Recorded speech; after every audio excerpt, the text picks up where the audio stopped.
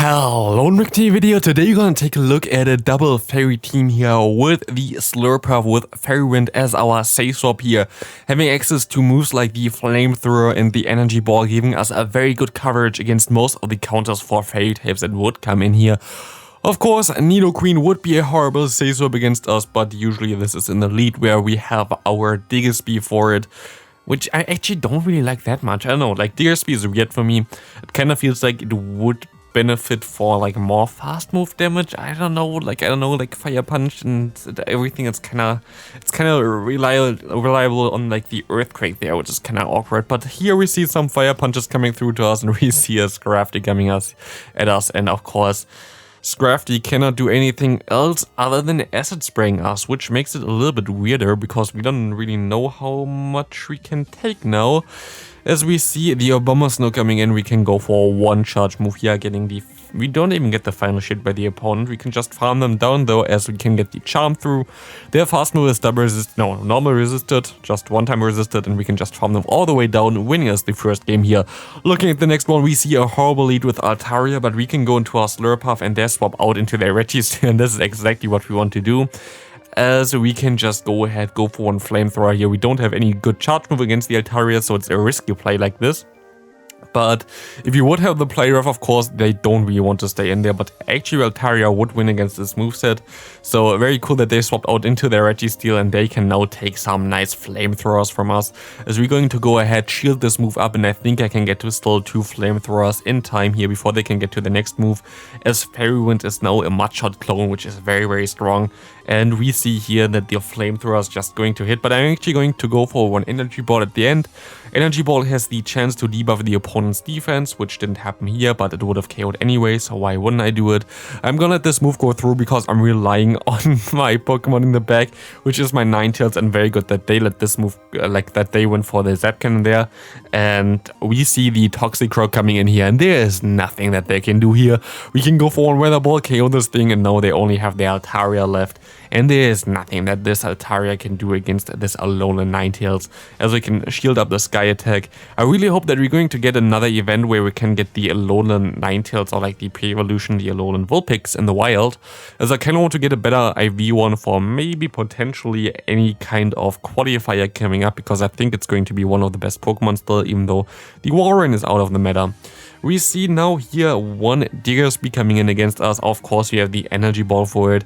And of course, we can go for more moves. As we're going to shield up this Earthquake, they always going to go Earthquake straight away. Without shielding the first one means that we're going to be able to most likely shield another one afterwards. And they cannot just go straight for Fire Punch afterwards, which needs way less energy than an Earthquake. So we're going to shield up the second one as well, as we can either get the realignment here or another shield. Let's see what they're going to do here. We're going to get for the Energy Ball, we get the shield there. Can we get to the Energy Ball in time? We cannot. But they cannot KO us either, as we can still survive this Earthquake. We can go for an Energy Ball now, and we will be able to KO the opponent here with this move, as we see the opponent coming into Lickitung. Lickitung is pretty fine for us. We can go into our Diggersby. Now we can align our Pokemon perfectly. We know that they have in the back, so we're going to let this move go through, as they don't have a shield anyway. And we're going to not throw immediately, as we don't really want to throw an Earthquake on an Altaria, and we swap into our Alolan Ninetales, charming this Pokemon down here. This team looks like a lot of fun, to be honest. You can also use maybe even the what's called the Galarian Weezing as a safe swap here. That would be also kind of funny, as this thing also has access to the move Overheat, which would actually one-shot most likely a Steel type, I would guess. Definitely does more damage than the Flamethrower, but also debuffs your attack by 2 stages, so maybe not the best thing. But here we see the Lickitung going for one more Power Whip, which doesn't KO us, and we will be able to pretty easily win this here with one Earthquake from the Diggersby. Diggersby going to be one of the new best Pokemon to use in the Go Battle League. Very curious on how good it's actually going to be, but I think we're going to see this a lot more now, especially at like regionals and stuff like this. I have some teams in mind that I kind of want to run when I go to a regional. I'm most likely going to be in Warsaw and also in Stuttgart in December then. It's gonna be a very interesting how this is going to go. The Stuttgart one going to be actually at the start of the next season, so I won't be able to cover this one. Definitely like the start of the next season, but this is already like 3 months back there, so it's going to be fine. As we can see here, we can shield up the Focus Blast, They sadly got some more damage on me here from the first Pokemon, so I cannot really go for another one after this, I think. Or can I? I can with just 1 HP in a Dream.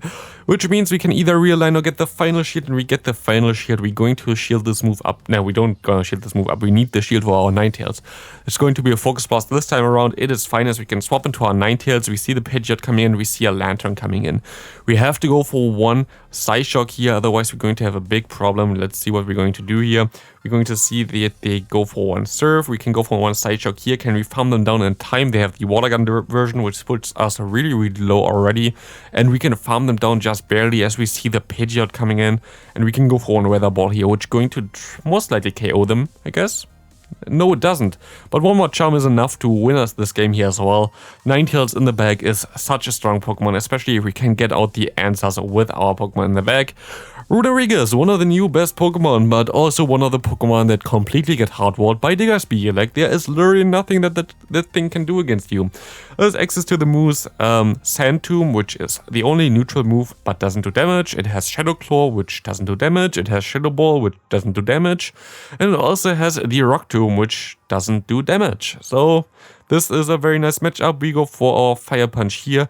I'm going to undercharge, I think, because they went for the Sand Tomb again. It still put us to like half health because we didn't throw and we have a lot of energy now.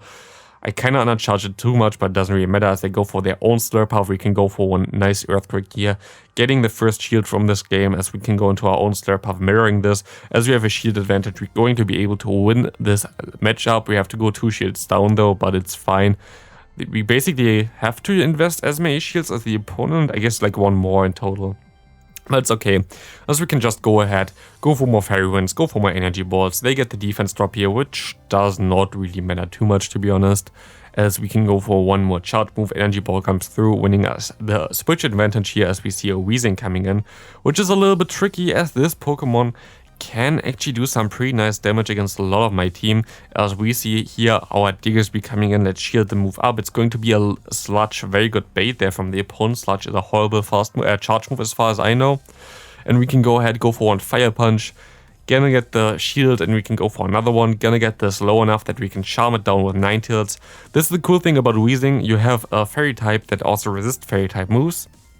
Basically also something that the Mawile does, which I also kind of want to showcase still, but we have to see when we're going to do this, as we see the opponent having a Skarmory against us. Totally okay for our lead. That's where we kind of want to see it, as we have Fire Punch, and Fire Punch can do some pretty nice damage against the Skarmory. Of course, our fast move is resisted and they do neutral damage with this, but we get to our fast charge moves, they are very fast, and we can still just go straight for one. I shouldn't have thrown this one. I kind of guess panicked a little bit, and now I can go into my Ninetales, which can just farm this thing down. I shouldn't have thrown the Fire Punch, but it is okay. We're still in a fine position, but it would have been definitely way better if I didn't throw it, because I would have got my farm here. I would have got my Ninetales a little bit lower, so they couldn't farm me down as much, and also I would have got my energy. So definitely not the ideal scenario here, but we're gonna put this thing pretty low at least, which is nice. We're going to shield this up for a potential Brave Bird, and it's going to be a Sky Attack as they go ahead and not swap out yet. We can go for one Fire Punch. Fire Punch going to get this thing pretty low. We're actually going to shield this move up. I think I'm gonna let this move go through and swap out, I hope at least.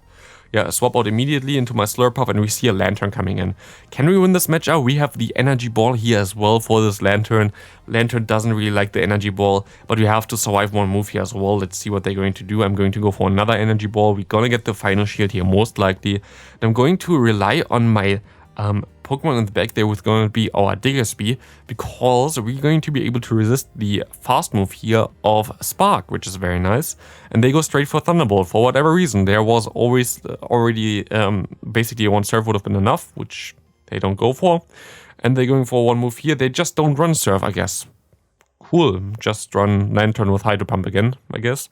But we can just go ahead, go for one more charge move here with the Diggersby and winning this game there. They could have maybe won this if they just had the Surf, most likely, but it's fine. We see a Sableye that's actually very good for us usually, but it of course depends on the backline, and of course it depends if I play this correctly or not, as they go ahead and they swap into a Medicham, and I already don't play this correctly.